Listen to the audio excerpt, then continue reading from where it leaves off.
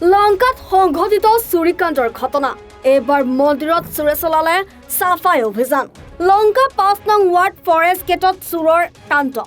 জয়মা গংগা সুইটছ আৰু ফৰেষ্ট গেটত থকা বাসগৃহত থকা মন্দিৰত চোৰে চলালে চাফাই অভিযান কেছ বাকচ ভাঙি ৭৫,০০০ টকা লুটি নিয়াৰ লগতে মন্দিৰৰ পৰা সোণ ৰূপ আৰু কাঁহৰ বাচন বৰ্তন চুৰি কৰি লৈ যায় ঘটনাস্থলীত উপস্থিত লংকা আৰক্ষী চিচিটিভি কেমেৰাত আবদ্ধ হৈছে চুৰি কাৰ্যৰ দৃশ্য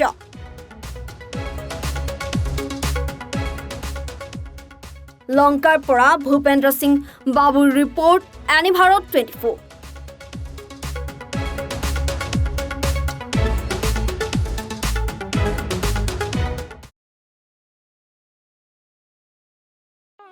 ৰব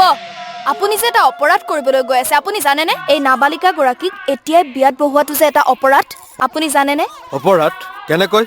মোৰ ছোৱালী মোৰ কথা তুমি যিয়েই নোকোৱা ভূঞা ১৮ বছৰৰ তলৰ যিকোনো কন্যা সন্তানৰ বিয়া দিলেই আইনগতভাৱে এক দণ্ডনীয় অপৰাধ বিয়া দিয়াজন যিমান দায়ী বিয়া পতাজনো সমানে দায়ী এতিয়া তাই পঢ়া শুনা কৰাৰ বয়স খেলা ধূলা কৰাৰ বয়স তাইক খেলিবলৈ দিয়ক পঢ়িবলৈ দিয়ক আৰু চাব এদিন আপুনি তাইক লৈ গৌৰৱ অনুভৱ কৰিব পাৰিব এতিয়াই তাইক সংসাৰৰ বোজা দি তাইৰ ভৱিষ্যত জীৱনটো অন্ধকাৰ কৰাৰ অধিকাৰ তোমাৰ জানো আছে মোৰ ভুল হৈ গ'ল মাজনী মোক ক্ষমা কৰিবা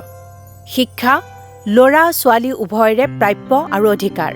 আপোনাৰ কন্যা সন্তানক তাইৰ এই প্ৰাপ্যৰ পৰা বঞ্চিত নকৰাব বাল্য বিবাহ ভাৰতীয় আইনৰ দ্বাৰা বিহিত এক দণ্ডনীয় অপৰাধ এনে অপৰাধ কৰি আপোনাৰ কন্যা সন্তানৰ ভৱিষ্যত অন্ধকাৰৰ মাজলৈ ঠেলি নিদিব